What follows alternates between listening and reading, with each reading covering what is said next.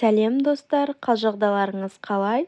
Бүгін мен сіздерге дәл осындай шоколадтағы құлпынайдың ең оңай жасалу жолын үйрететін боламын.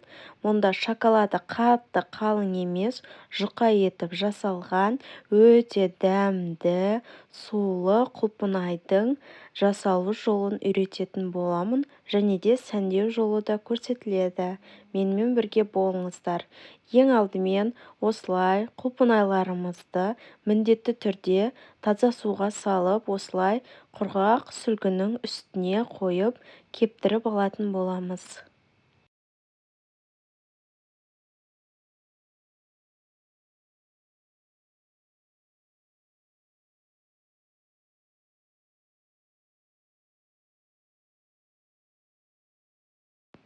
Міндетті түрде дәл осылай бір-бірден құлпынайларымызды алып, осылай құрғақ сүлгілермен кептіріп аламыз.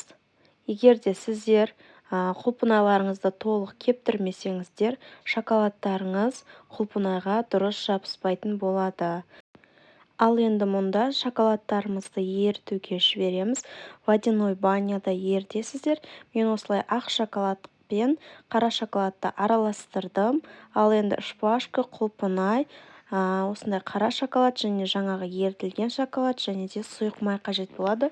Сұйық майды міндетті түрде таза сұйық майдан кішкене ғана жарты чайный ложка шай қасықпен осылай салып, еріген шоколадымызбен араластыратын боламыз. Сіздер май қоспай, дәл тек шоколадтан жасайтын болсаңыздар, құлпынайларыңыздың шоколады қалың болады. Ал егер май қосатын болсаңыздар, кішкене жұқа шоколад болып шығады. Дәл осылай шпажкамызды құлпынайға қыстырамыз және де осындай жапырақтарын жинаймыз, осылай қолмен видеода көрсетілгендей. Жаймендеп осылай шоколадқа құлпынайларымызды батырып, дөңгелетіп айландырып алатын боламыз. Артық шоколадтарын осылай айналдыра отырып, артық шоколадтарын ағызып жібереміз. Дәл осылай стақанға шоколадтарыңызды осылай қойып шығасыздар. Жаңағы ретпен осылай құлпынайларымызды алып, шпажкамызды дәл осылай ортасынан кіргізіп, жапырақтарын жинап, жаңағы реттілікпен шоколадқа малып алатын боламыз. Осы аралықта мен сіздерге шоколад жайында айта кетейін. Сіздер негізі кондитерлік дүкендерде сатылатын Колебот атты шоколадты қолдансаңыздар болады. Оригинал рецепт бойынша Колебот шоколады қолданылады. Ал егер ол өте қымбат болғандықтан қаржыларыңыз жетпесе, дәл менікі сияқты арзан шоколадтар да бар, соны қолдансаңыздар болады. Немесе кез келген дүкенде сатылатын Қазақстан шоколады, Альпен Гольд, Милка шоколадтарын қолдана беруге болады. Достар, менің каналыма тіркелмеген болсаңыздар, тіркеліп кетіңіздер. Дәл осы видео сіздерге ұнаса, пайдалы болып жатса, лайк қойып кетіңіздер.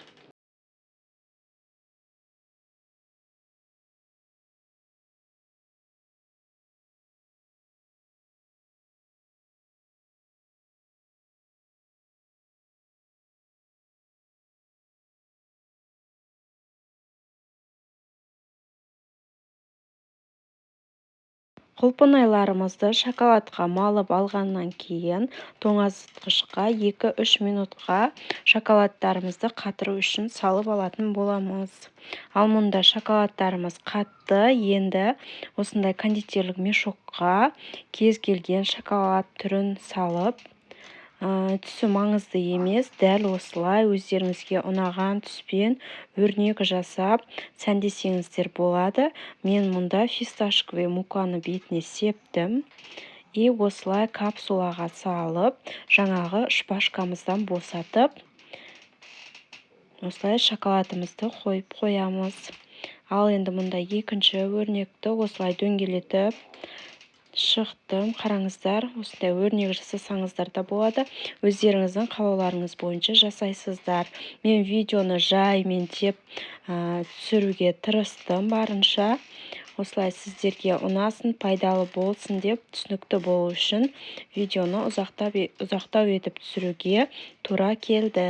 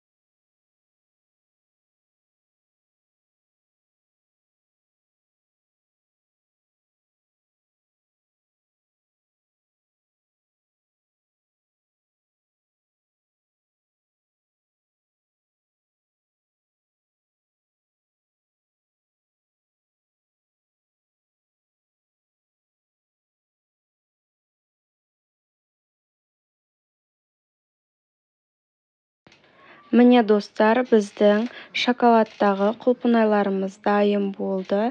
Дәл осылай өте әдемі болып шықты. Қараңыздар, бірінші рет жасап тұрмын өзім сіздерге түсіру үшін. Қараңыздар, бір жасағаннан осындай керемет әдемі құлпынайлар шықты.